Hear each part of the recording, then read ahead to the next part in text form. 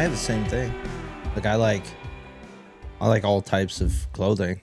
You know, like I like a lot of, pearl snaps and cowboy stuff. But then I was gonna say, I also probably like comfortably wear jeans, and then I'll wear not actual jeans, and it depends on what I'm doing. Yeah. But I have a stick thing through that. Like I have phases that I went in and out of, dude. I don't have them here, but I have emo days in high school that I was like long hair down to here. I definitely had some growing parted, up. Some people would laugh if they saw them because it would bring up some memories. I went through some phases growing up. So for sad. Sure. Definitely. I didn't have an emo phase, but I definitely went through some phases. Did you have a punk phase at least? Oh yeah. Yeah. Big time. Like big like Echo jean pants, like skateboarder ones. I had some Jinkos, but not I was a skater. Yeah. But you couldn't really skate and stuff like that. At least I didn't like it. Yeah. Catching your pants on stuff, So like we were at Cass's shop and she whipped out some Jenkos, and I was like, "Holy shit, dude! Look how big that back pocket is! Awesome. That bitch should fit a CD player." Yeah. Completely forget about those days. I definitely had some phases like that. I had my gangster phase, all that, But it just depended on what I was doing. Yeah. My favorite is probably comfy, so a hoodie and a hat. Yeah, hoodie, sweatpants, and a hat. Yeah, that's nice. But then I feel like a bum too.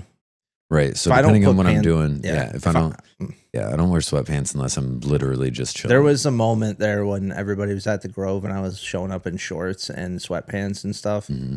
It's like I was working on the patio, I was working on the shack, like we were working on things, but I was like, this isn't okay. I don't like this. I have to wake up and put pants on immediately to make it feel like my day has started. Unless I'm going to the gym right away. Except for when you're also wearing Crocs with your pants. I'm wearing UGG slippers right now. That's okay. Thrifted me. I'm okay with. I know you fucking slippers. hate Crocs. Whatever. I do, dude. Man. I hate Crocs. I'm gonna get you a pair of Crocs for Christmas. I'm not even buying Christmas gifts this year.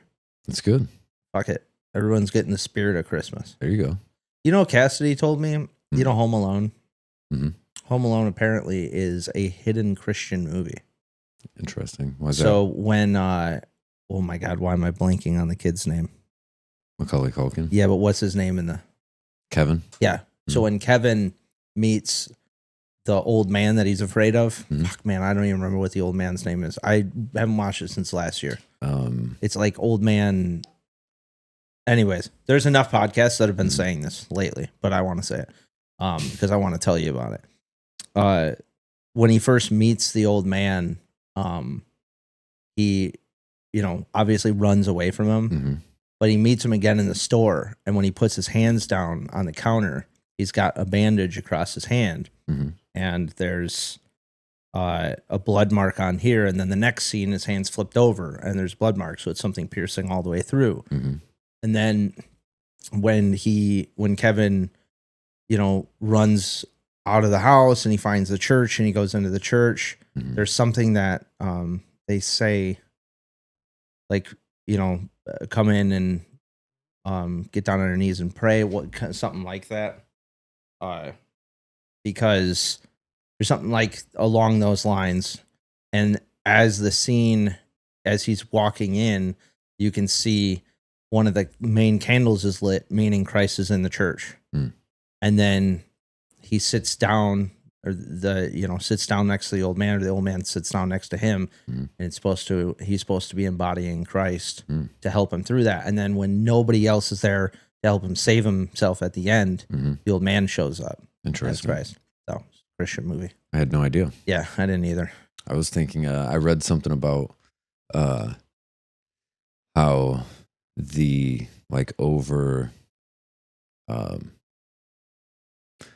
I guess the push for like Santa Claus and other things around that time was actually kind of supposed to be to pull people away. It was like this is a conspiracy, that it was done on purpose by a certain type of people.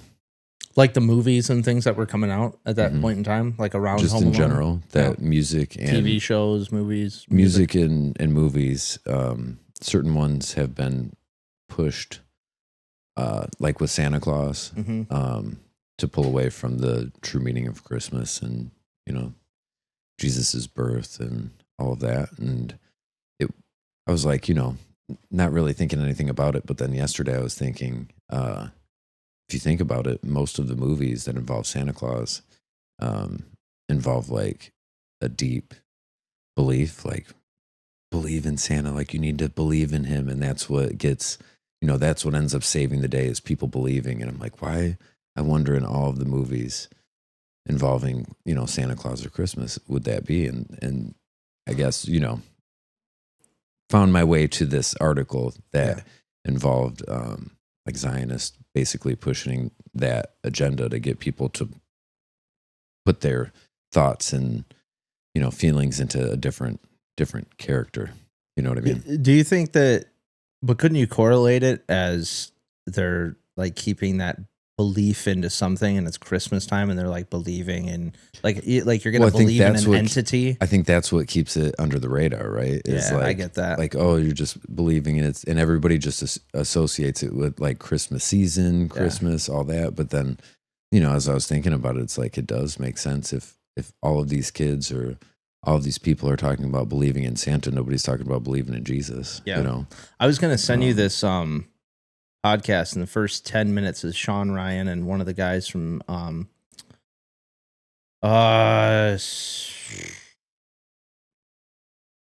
one of the Vietnam Special Forces. I'm forgetting the acronym. Zach V. Stog, maybe. Matt would fucking kill me right now.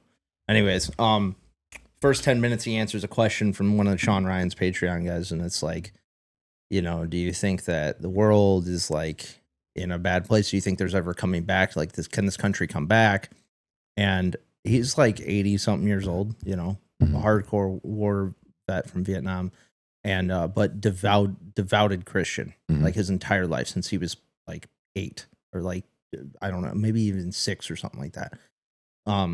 And he says the kind of things that you were kind of saying about the fact that like our country was developed on this Christian belief of the fact that you get a choice. And he goes into it. I was going to send it to you. Yeah, really good. Yeah, it's one of the only religions that you actually do get a choice in whether you want to believe or not. I'm going to send it to you. It's like the first 10 minutes, like the first 10 minutes of it, even if you don't listen to the rest of it, the first 10 minutes like spot on to what you were saying. I think he's got a good show. And it's funny because that it's the war vet answering the question. And like he's not on social media. I know who you're talking about. Shit. Yeah. I think I know who you're talking about. Yeah. But yeah, I mean, I don't know, man. It's it seems like we're at a time, that things are definitely going to be changing. And I think what has made America a place that everyone wants to go is the value system that it was built on. Right. And at the same time, there's a separation, supposed to be a separation of church and state. And I think that has also allowed for more freedom here. But then I see things that are coming down the pipe, and due to this, political correctness, there's this like over, I don't know what the word would be, but it seems like there's this guilt attached to, a lot of people where to be politically correct, they want to allow other stuff to progress. And that's kind of starting to invade, religion is starting to invade like politics and schools and other things. And we're accommodating that because people are allowed to believe in what they want to believe in. But at the same time, I see it in other countries and also starting to happen here where what isn't allowed for Christianity is allowed for other people. And while that would be fine if it was like even and fair for everyone, it seems like there's this like attack on Christianity lately, which it's always been the most persecuted religion, despite what people want to say or think. But it's the only one that like lets you choose to believe or not and participate or not.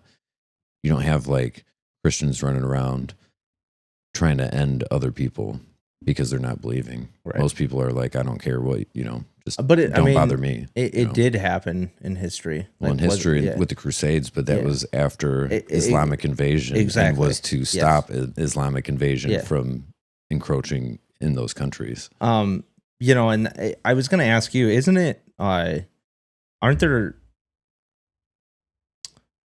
like certain facts of other countries and the downfalls of certain countries kind of lining up with the political, almost like the political agendas and things that are going on now, like when it comes to like the sexes and stuff, when they started to like do all of that. It's happened a few times in history. That's what, because what happens is when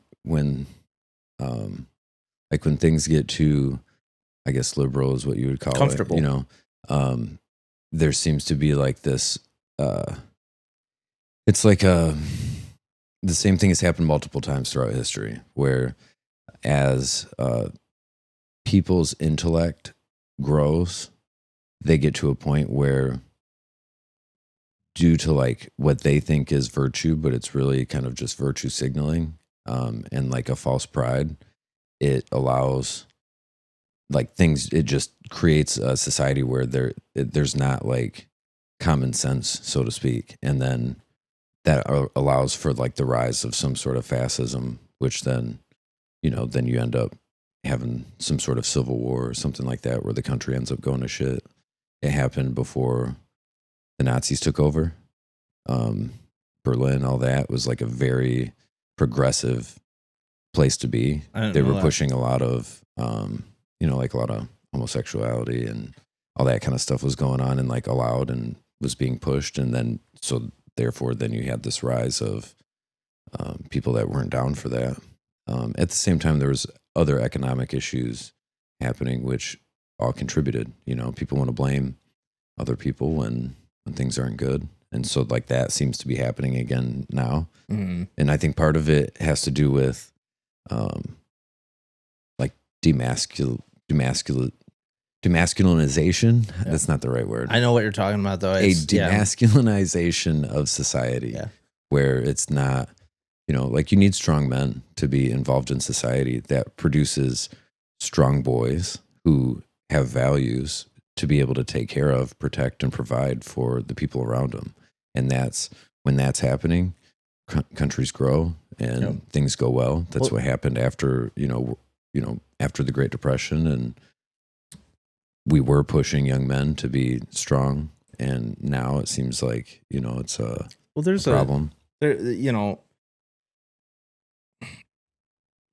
When you roll into that generationally, that's the problem, is generationally that gets passed down. The people like my generation alone, like I got raised on a little bit different value, like a little bit more of like, if you want to push it, I'm not in your generation, but I'm closer to it than the people who are below me. Mm-hmm.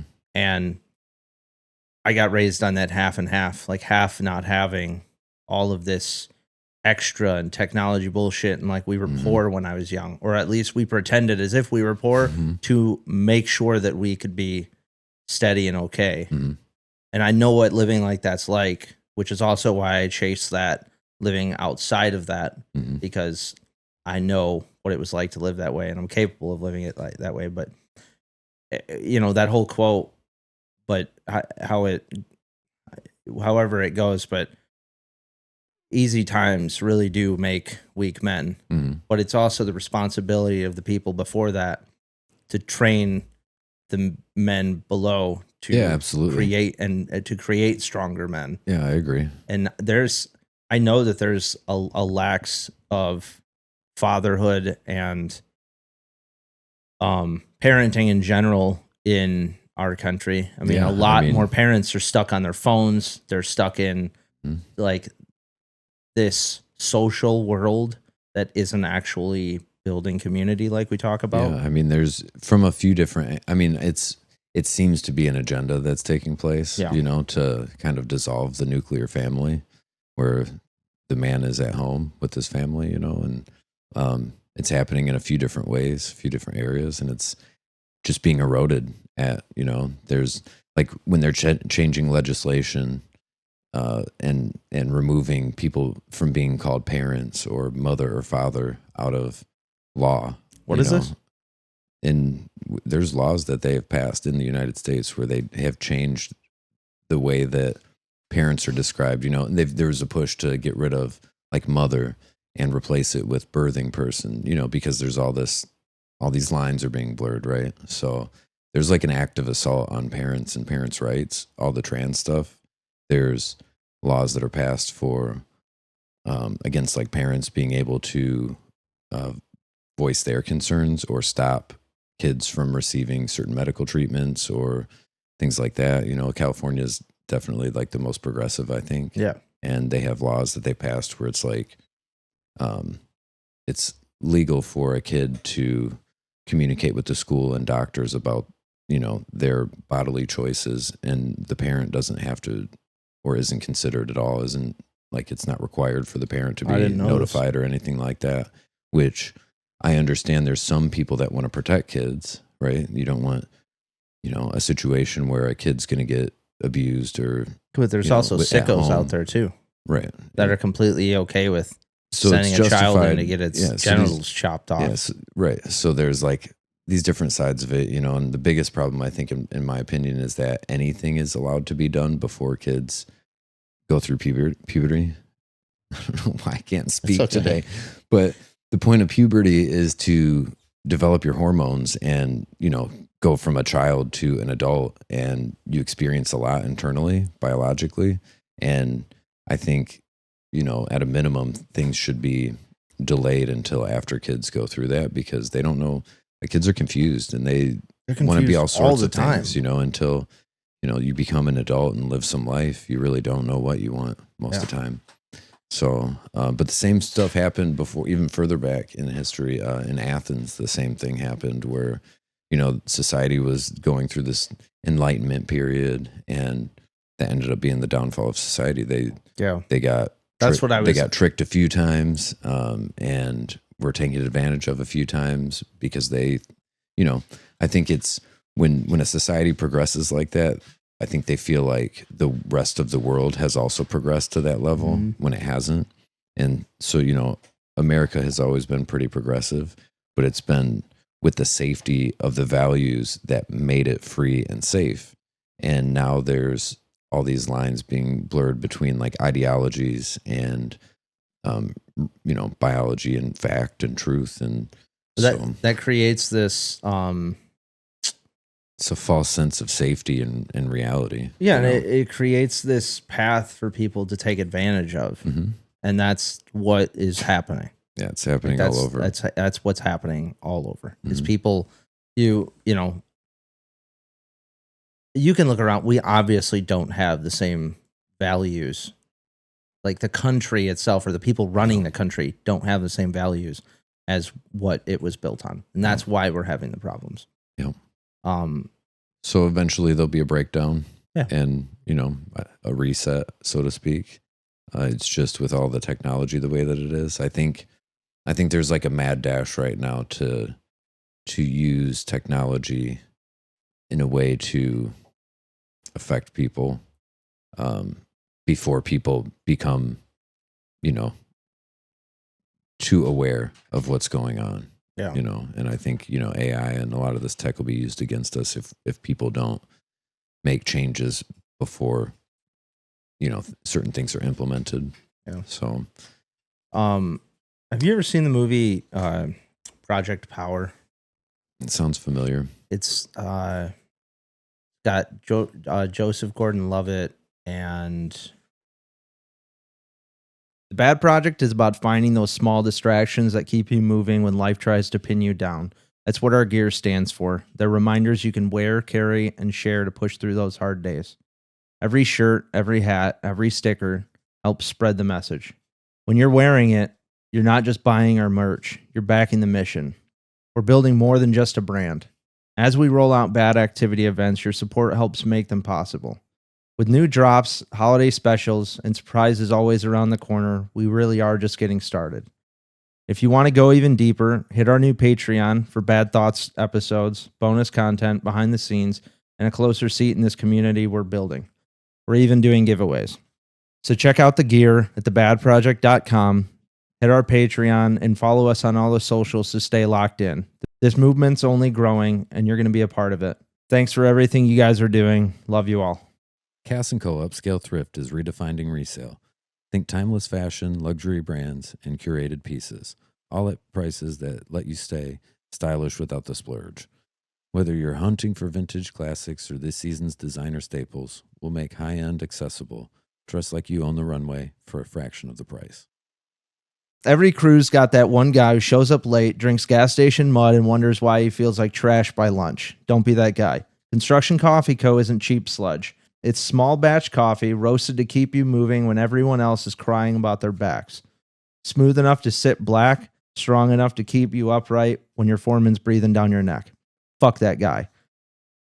And yeah, they've got gear too. Shirts, hats, workwear built tough enough for the job site, not that pajama junk your apprentice wears. This stuff actually holds up when you're crawling through mud or hanging steel. They're there for you to roast beans and roast you, just like you do with your buddies on the job, because that's the culture. Talk trash, laugh hard, and get it done. Construction Coffee Co. Clock in, drink up, shut up. Go to constructioncoffeeco.com to get yours. Joseph Gordon-Levitt and Jamie Foxx in it. And it's this, definitely Hollywood done movie, and all these special effects. It's these drugs get given out for free, and these drugs give you powers and da da da. Yeah, I've seen it. Yeah, okay. Yep. So, but then you find out that the government's the actual ones who are putting this drug out because it helps them. Like you're capable of taking over them, basically. And I was like, well, that's they did that with crack and everything.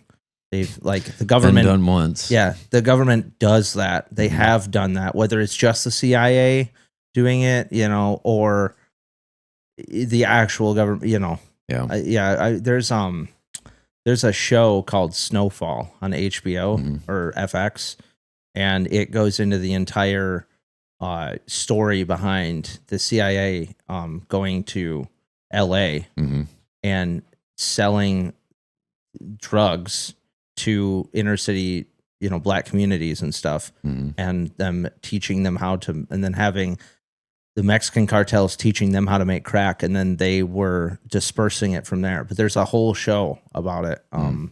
It's fucking really good. So we've gone from silencing people that are whistleblowers about what's going on to everybody knows to now let's make movies about it. Yeah. And then everybody thinks that everyone's oh yeah, this is totally we can fine. Still trust them. Yeah. That's what I don't understand. I trust the people running things. There's so many things out there that it's like you wouldn't expect anybody to be like, oh man, what a great movie. Yeah. I see it as that's not fucking okay. Yeah. That's terrible. There's and there's this podcast. I'm going to send it to you. I don't know. Do you listen to Rogan just sometimes?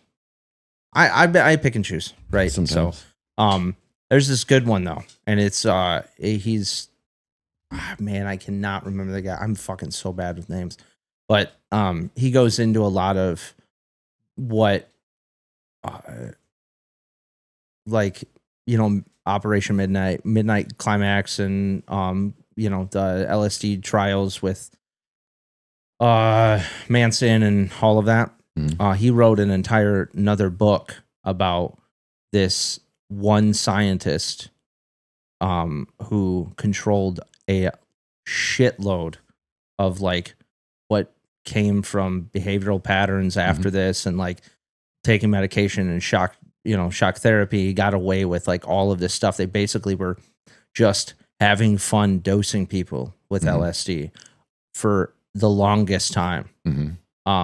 Some guy I don't know. It was a really good. It was another really good podcast. I feel like I'm just telling you to listen to podcasts today, but you just have to send them to me. Yeah, I forget. Anyways, it's really good.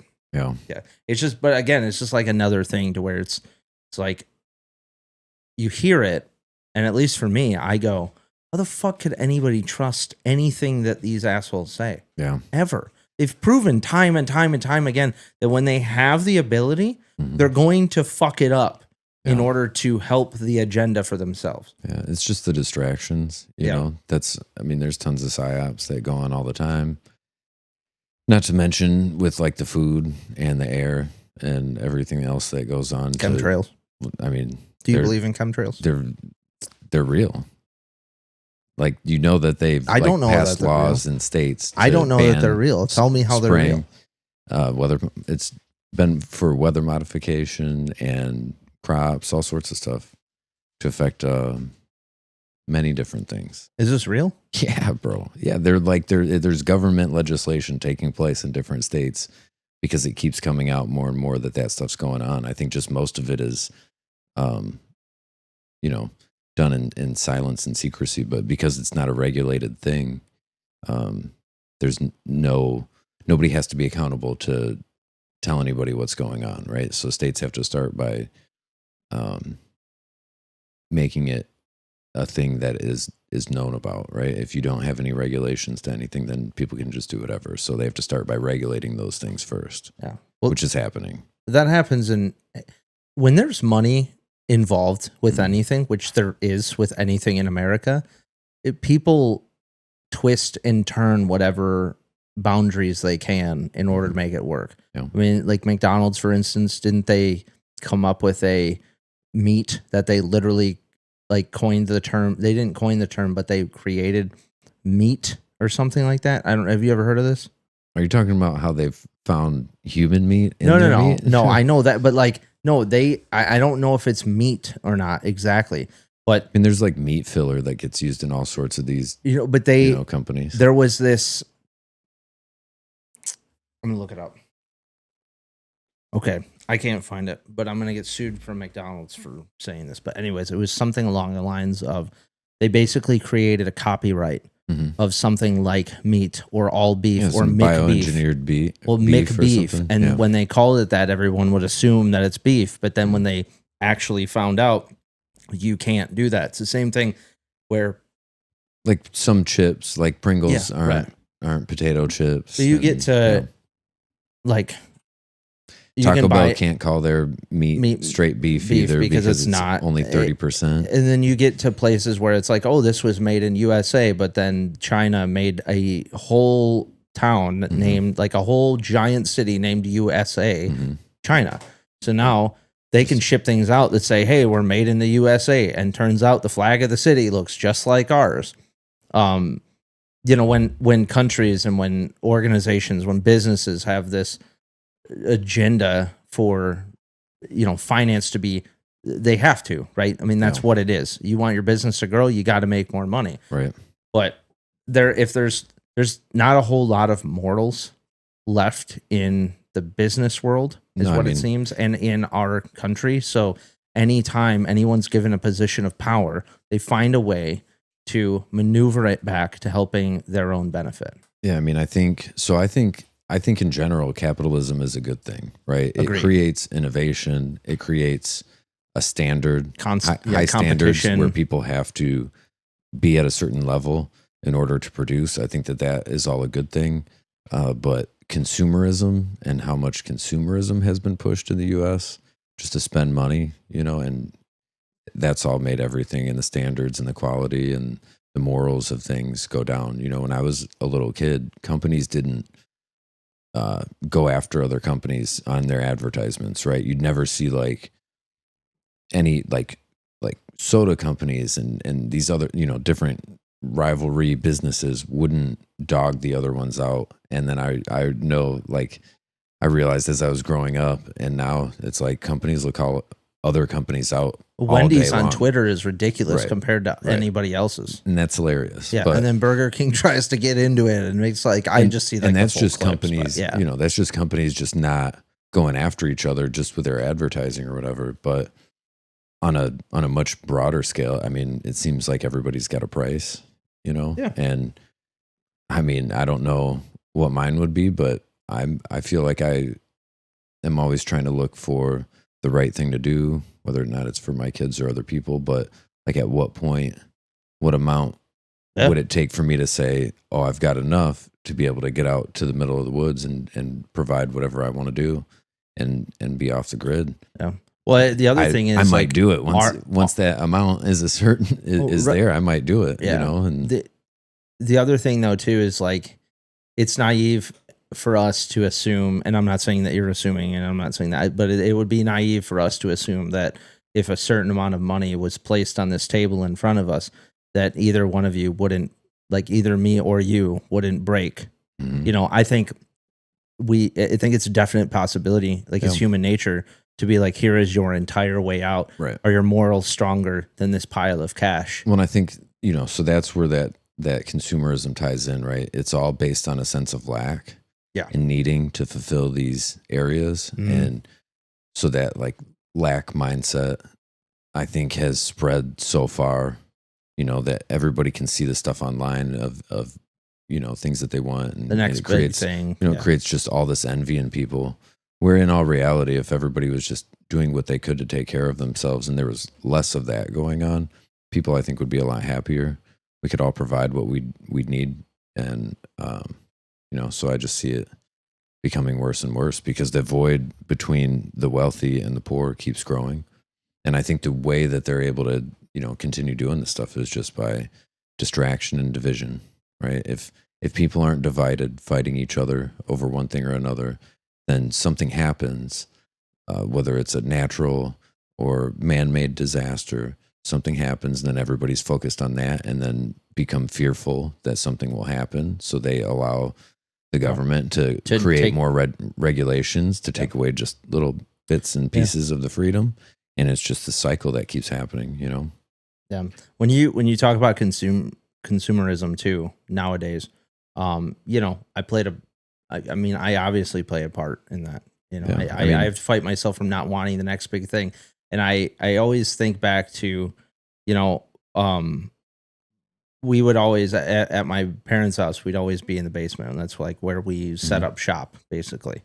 And we'd always want to clean out the stuff, and my mom would always be like, "No, you're not throwing that away. That's your great grandpa's like chair." And I was like, my great grandpa would not care if I threw out this ridiculously old broken chair. Right. But then at the same time, when you've lived through the Great Depression, it's like, you don't have you have more of a care for such simpler items than you would for anything big. I mean, obviously, we've all allowed ourselves to be sucked into this consumerism. Like you said, it's that lack of, if I don't have this and if I'm lacking this, then I feel like I'm not as worthy, or I'm not as good as the person next to me who has that kind of thing. When we nowadays we live like kings compared to 200 years ago, running water, lights, heat,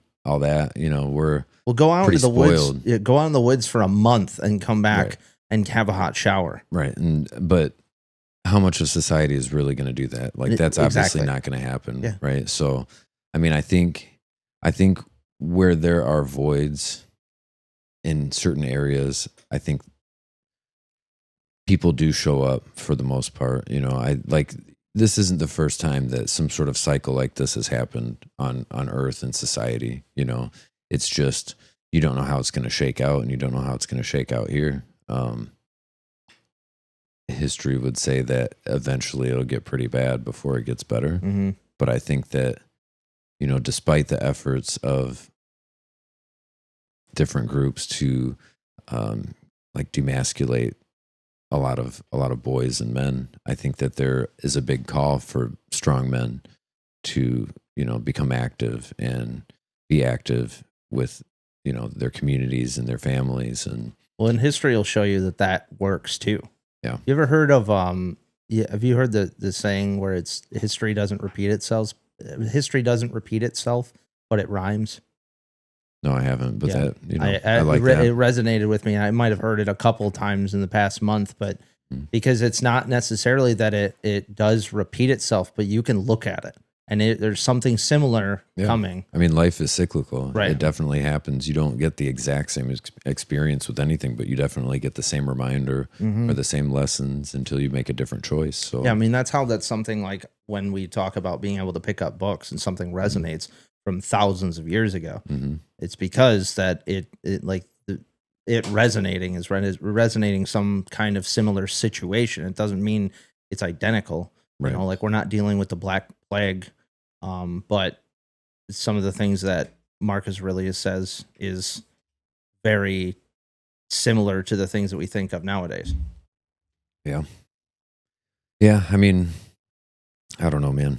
It's it's tough, especially with boys growing up. My kids, I have to teach them how to be conscious of certain things that I think are ridiculous, but society doesn't think are ridiculous. So in order for them to make sure that they're safe and um, not taken advantage of or treated a certain way, I have to teach them to have, a certain perspective on things. And then I have to keep it real with them and tell them how stuff really is too. Because, while you're trying to accommodate and be conscious of certain types of people and other things going on in the world, you still have to realize that people will take advantage of that. Yeah. So is that a difficult thing to keep, like, is that a difficult thing to keep going? And the reason I ask that is because when you first say that, like, as a father, you want to instill, those things into your children. You want to keep them safe, but you want to make sure that they're strong men. But they also have friends and other families that they're around who, if they're thinking that and the other kid isn't being taught that, it's like, yeah, I mean, both of my kids are, I think, pretty strong mentally, where they have I think, good inherent sense of right and wrong and values. And I think, like, when they were younger, it was all about, being kind and having those, like, core values, to teach them how to operate and treat people right and get through the world like that. And then, as they're getting older now, and I know that they're going to be involved in the world, especially with my oldest, he's, going to be on his own here in a couple of years if he chooses to be. And so, like, the things that I'm teaching my younger son, and I've been teaching my oldest, and now I'm kind of transitioning to, like, this is how the world really works. Like, this is what people are really thinking, and what's going on, because I need him to be able to take care of himself and protect himself, as he goes out and is out in the world without any, help or guidance. Because you want him to experience that life too. Yeah. I mean, you want him to experience the same style that you did. It's a balance. However, you want to make sure that, and I guess it's where helicopter, it's what I'm not saying you do this at all, because I know that you don't do this. No, I'm a helicopter parent for sure. I know that you are, but, like, you're, I mean, I am, like, I try to follow the Jordan Peterson thing, where it's like, I try to let my kids do dangerous things safely. Yeah. Right. That's what I mean. I don't mean, like, what I mean by helicopter parent is, like, the whole ordeal where it's like, you're not going outside, you're not doing I am watching you like a fucking hawk. Yeah. I feel, and I've been around you and your kids, you watch them, but out of the corner of your eye, the same way that my parents watched us. And then sometimes, like, there's a little bit of a lax and they get hurt and you're like, fuck, I should have looked out for that. Yeah. But also, we also have the reminder now too, I don't have kids, but, like, a lot of the reasons I don't do a whole lot of dangerous things anymore is fucking health insurance and all of this other stuff. It's fucking expensive. Have your kid break his arm, you'll figure it out. My parents probably spent 30 grand on me for my broken leg. Right. Let alone the amount of emotional damage I was when I was a fucking asshole, for breaking my leg. But yeah, I'm always curious as to, like, you obviously want your kid to experience the things that you got to, but you don't want them to have to deal with the pain that, or the problems or whatever that came with that. Yeah. But also, that's kind of what built us. But also, you know what I mean? Like, it's a constant, like, pro con situation. But I don't have kids, and I just see it I see it right now in a different way. And I'm always interested in how other people see it, especially. I mean, I don't know, man. It's interesting because I haven't always been super conscious and, like, aware of what I'm doing for a long time.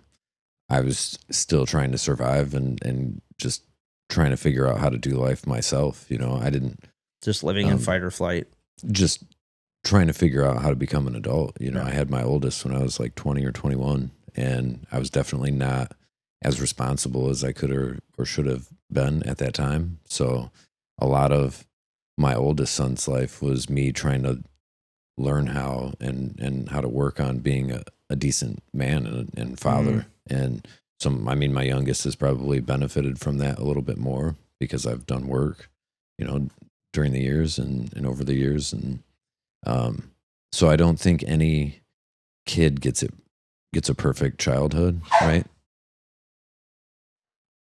Scared the shit out of me, dude. What fucking sneeze was that? That was worse than just regular sneezing. Yeah, dude. What the fuck was that, dude? Do you have a buck call over there? It was something, dude. That was wild. It scared me. Woo! But yeah, I mean, I don't know, man. It's just weird. It's a weird time, I think, to be a parent because we're going through a big change in society with technology. And, I don't know, like none of us know how, things really shake out with all of this extra tech. I was a kid before like computers were a thing. And then as I'm, I think 3rd, 4th grade, then they started putting computers into the classrooms and stuff. And so I was still outside all the time. I didn't care about having a computer at home. We had one, but I never was on it. Yeah. Didn't use it at all. My kids now live in a different time where like there's technology at their fingertips all the time. So yeah, I wonder, what the core, like, I wonder what the connection is between like our parents and what I've never really asked. I'd like to have my mom or my dad on here, or, well, you guys, if you ever wanted to bring your parents or whatever, because I've always wondered, with us having to deal with the technology aspect, or you guys having to deal with it with your kids, like what was their hardest point?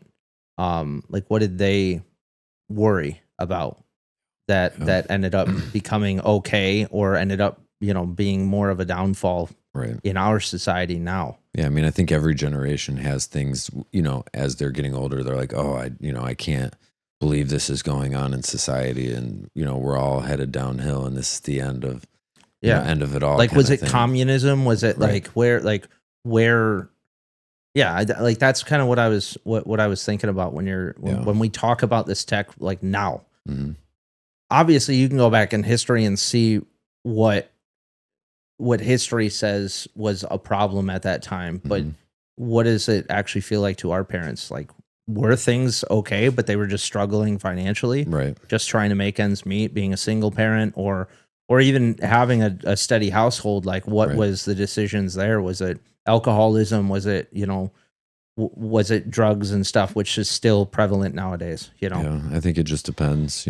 Everybody's got their own story, and it's still the same way. I think we're just going through a time that none of us really can understand or predict, and in human civilization, and we're offloading a lot of responsibility from ourselves into technology, which is different, right? Well, it's like not people just in the past when society and people would go through stuff, it was still people that had to work through and understand and change society or themselves. And now so much of the thinking aspect is done by computers that you might not get the same cycle or type of reaction from people where they're consciously seeing something happening and needing to make it different and feeling that it needs to be different, because so many people are complacent with just being comfortable.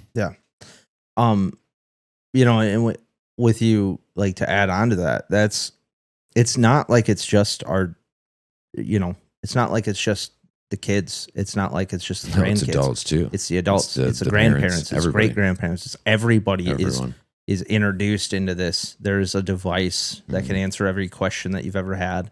It can write any book that you've ever thought about writing. Yeah. It can have thoughts for you. It can work for you while you're not there. Yeah. Like, it's like we all have this personal assistant that we trust, but eventually will, come to some point of downfall. Yeah, there's too much potential for bad there. Like, I think we all know eventually something's going to go down and it's going to be bad. Yeah. And there's too many movies about it. There has been everything, for forever. Everything in life, like, there are movies about it, and sometimes it's a crazy fantasy movie and whatever. Like, you don't have to believe in that stuff, but a lot of movies have come true. in some way, shape, or form. And I don't see it being different with the tech. Well, I think the movie develops strictly just like this. It's people sitting around talking about what actually is the possibility of this. Like where does the probability land? Yeah. And that creates a movie in itself. And then, you know, we as a human civilization, like we maneuver ourselves into that movie, like into that problem. Yeah. I mean, I don't know. I think the same thing applies now that's always been needed through tough times. And that's, you know, kind of like Andy Frisella or some of the other people we watch or follow, you know, have also said that, you know, the main thing is taking care of yourself, becoming the best version of yourself that you can be, and trying to emulate that throughout society so that you can be an example, you know. So I learned that anything I'm trying to teach my kids, the best way to teach them is for me to find the strength to apply those things into my own life in some way, shape, or form, you know. And if we can all do that and become better people, then that should draw others that see goodness in our lives. That should draw them to be curious about how, you know, that's done. And, you know, hopefully society can build on that and grow in a positive way. Yeah. You know, that's what I try to teach my kids. But who's to say, you know, nobody knows. Yeah. So why, you know, when you talk about Andy Frisella and stuff too, when I was reading 75 Hard before I had actually started that, you know, and even if the program itself seems too hard for you or whatever, like read the book because it'll help you understand each process. But he talks about that, where he would like walk into a bathroom and see a bunch of paper towel on the ground by the trash can, and he would just pick it up and put it in because he's being the best version of himself. Yep. He's trying to emulate that into society. And that's something that I like picked up on. Not to say that I'm like cleaning public bathrooms, but if there's something that, I mean, you know, and I'm not going to give myself praise, but like I try to act on things that feel like the right thing to do. And instead of halting anymore because of what the nervousness of society and what would happen, I try to act immediately. Yeah. So I didn't realize it was happening. Me and Cass were getting gas yesterday at Costco. And there's this kid who's literally like, she saw it first, but I'm like pointed, like staring at the gas pump, and this person's about to go. And then this kid gets out of his car and is like runs to the back of his car and is pushing his car. And so I see her and she like opens the door and I turn and see this kid pushing his car to get to the gas pump. I like run up. I was like, "You run out of gas?" And he's like, "Yeah." I was like, I always joked about that because I'm like, Costco lines are so fucking long. I'm going to run out of gas. Yeah. I've seen my gas be like, oh shit. And so it was like funny to me as we were pushing the car up, and we get it up there and he's like, "Thank you guys so much. Thank you so much." And I like kind of had my eye on him after that, you know, and like I pull up, I get my gas, and he's like, he's on the phone and he's like FaceTiming, and he's like, I can see him like scattering around his car. He's doing anything. The guy at the like station or whatever keeps coming up. And he's like, you know, trying to talk to him. And the guy, you could tell that the guy was like, "I don't know what to do. Like, I can't help you." And I turned around and I was like, "Hey man, what's going on?" He's like, "They don't take Apple Pay, and my mom can't send me the gift card." He's like, and this is obviously, he's frantic. It's not like he's scamming or anything. Right. And like his car is a piece of crap and he's hurting right now. He's trying to figure it out. And I was like, well, the guy at the gas pump too gave Cassidy shit last time because she let somebody use her Costco like membership. And I was like, I can't scan my membership. And I looked up the dude and he's like, "I already scanned mine." And I was like, and I just tapped my credit card on the thing. And I was like, "Fill your fucking car up." And he's like, "Well, can I give you some Apple Cash?" You know? And I was like, "No, fill your car up." Yeah. Like, it's not that, like, my initial thought is help that person who needs help. And there's obviously like there's negatives that could have gone about it.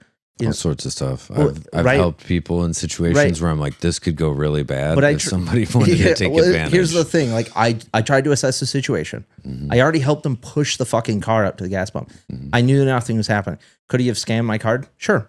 But like even Cass said when we got home, she's like, I was like, I really hope that kid's having a better day now. And she's like, yeah, he probably, just started letting all the cars go. And I was like, honestly, I'd laugh if I had a $4,000 gas charge at Costco. If he was just like, all right, everybody fill it up. Keep going. I got you guys now. But like, it could have happened. It didn't, obviously. But if you can find this part in you where if you see somebody who needs help, I pulled 3 people out of the ditch the other day. Yeah. Well, I was annoyed the entire time doing it, but I was coming back from Manchester after we'd been working on this job till like 7:00 at night. Greatest people I've ever worked for in my life. They're fantastic. Yeah. Doesn't mean I'm not tired at 7:00 at night. There's black ice everywhere. I come up to some S curves. There's like 8 cars blocking the road. 2 people over here, 1 person over here. And I pull up, and the guy in the middle of the road was not moving. There's a line of cars that way, and I just so happened to be the first one. And I'm like, I'm not getting out of this car. And so I just like reach over and I grab my strap and I throw it at one of the guys. And I was like, hook that car up.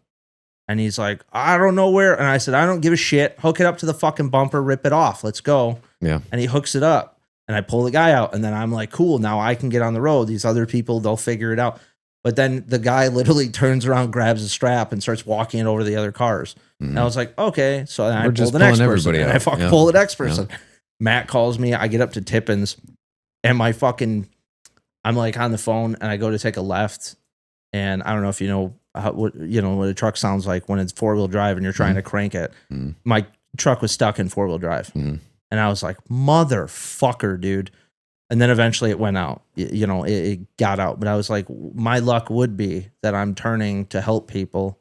And then all of a sudden it comes back. Right. But at the same time, I'm trying to lean into that more like initial, like obviously assess the situation. I'm a little bit more of a paranoid person. Like it's hard for me to go to crowded places without looking around and trying to assess things. It's not a bad thing. I know. You can still be a good person and help people. I know. And still be vigilant. That's what I mean. It's like, I don't want to steer away from my initial instinct that I was raised with, where it's like you help people who need help. And I think that especially not just around especially right now around the holidays, but all the time, if people can find that, and help people out, it creates community. Yeah. The kid was like, he kept saying like, oh, just let me pay you. And I just handed him one of our cards. And I was like, just check us out. That's the only favor I ask for it. Yeah. I mean, I think moments like that are good for people, and hopefully he'll be able to do something good for somebody. Yeah. Someday. Transfer it along. Also I've had a lot of people help me out. I've tried to help people where I can too. I know, I've gotten compliments from people, on my kids doing stuff to help them out, or, acting a certain way in public or wherever we're at. And that always makes me feel good. Like, at least I'm doing something right. They're interacting well in society, or, being positive people. It's just that element of making sure that they have their wits about them and recognize if it's safe or not. Different things going on, so that they have awareness. Awareness is the biggest thing with all that, right? To be able to recognize if somebody needs help or you need to look out. So I always chase that feeling away from my ego too. When I'm doing something, my initial reaction is not, hey, I could help this person to look good. My initial reaction is, let's help this person because they need help. Yeah. So then afterwards, it's like, oh, now your ego, like you tell my brain will go, well, now you're inflating your ego and you feel better because, then I'm like, no, that's not the case. Yeah. I mean, sometimes it's important to, like, emotions, are there to teach us things and to, allow us to feel. So I think if you've done something that's good for someone, it's okay to feel good that you did it. It's just a matter of, not making that your motivation. Doing this just to feel or look a certain kind of way. When I do things to help people, it's because I've probably been in a similar or worse position and totally understand what that feels like, or how embarrassing that is, or, how crappy you feel about yourself in that moment. And lost, and like you don't have an option. Yeah. Like that kid, the kid at the pump was literally like, there's 100 cars in this parking lot right now waiting on me. I've been there. And you're just getting pressed and pressed and pressed. You know, and I've been at the gas pump, same spot. I've been in the grocery line. And same thing, can't pay your card's not working. I've done it too. And people have turned, sometimes they do. Sometimes I'm like, nope, I got to put it all back, man. Yep. I've been there. I've had to put stuff back. I've, gotten help, all sorts of stuff, man. So I think just having the awareness to things is the most important thing. First is the awareness and then the discernment, so. What does discernment mean? Can you explain that to me? So. Because I don't know the definition. I guess the best way to explain it is, so like when I pray, right, I will pray for the wisdom, pray for wisdom on things, right, to have an understanding of things, but then for discernment, which is to tell the difference between things and understand where it's coming from. And so I guess an easier example might be like emotional awareness, recognizing your feelings, right? Having discernment to your feelings would be recognizing why you're like what's behind that emotion, right? Okay. The discernment of I'm feeling this way because of this other thing that's triggering my reaction. Okay. That would be discernment. So it's not just getting the information, it's understanding the information. Okay. It's like understanding where the information is coming from. Yeah, not just knowing something new. Okay. It's knowing whether it's good or bad, how it affects you, It's the discernment of it. Okay. You've said it a couple times and I understand it in the context of the sentence, but like I could pray and ask for a sign, right? Yeah. But if I don't have the discernment to know that it's a sign, right, it'll just go over my head. Yeah. So if aside from that, say I do recognize something as a sign, I don't know if it's a good or bad thing, right? As I'm trying to see this thing happening in my life. So discernment would give me the ability to recognize, what to think or do based off of something, right? Yeah. It's like the awareness behind the knowledge. Okay. Is the best way that I would describe it. You can cut all the other stuff out. Just awareness behind the knowledge. No, I like is it. how I would describe it. I don't have to cut anything out. I just, I'll cut it together for a reel. Yeah. I don't know. You probably didn't listen to the other week's podcast, but me and Matt started it off. We figured out there's two types of real facts, where it's REAL and the other one's REEL. Mm-hmm. So that's what we're trying to say is no, this is a real fact versus a real fact. Oh. Because a lot of people nowadays, when we talk about the technology and this information that we're getting, a lot of it is on AI created reels or, another podcast reel that you're learning from something. And that was one of the podcasts that I was telling you about with Rogan and this other guy. He went into a lot of the fact that the information that he had to source, he was trying to source as far back as possible. But then sometimes the source would be a completely different thing, even though it's highly intellectual people talking about it. What that first person said didn't actually mean what that what was said by the other 12 that came off of it. He kind of reworked a quote that he had heard to play part into what his conversation was. And so he would go all the way back to be like, oh shit, that doesn't even exist. Or what they are actually saying doesn't even exist. It's not even true.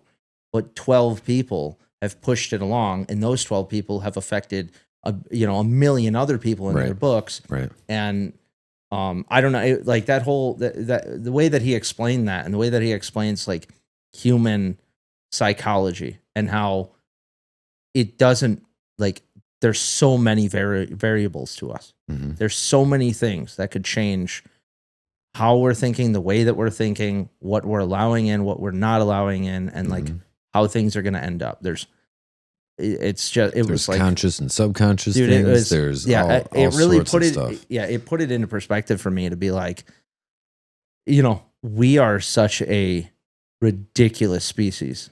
Yeah. The amount that our brain can handle and the amount that it can't handle, and the amount that we fight it and the amount that it helps us. Right. is such a, like, there's so many finite details that can literally change it into a whole new universe for us. Well, and we're in a different, we're in a different place now than when we started, as people. 100%. Where so much more of life, I think, was done subconsciously and survival, just for survival. And life now, survival looks different. Yeah. And I mean, involves 300 years ago. Yeah. So like the things that are needed for survival now are far different than the way that we are like wired up to be.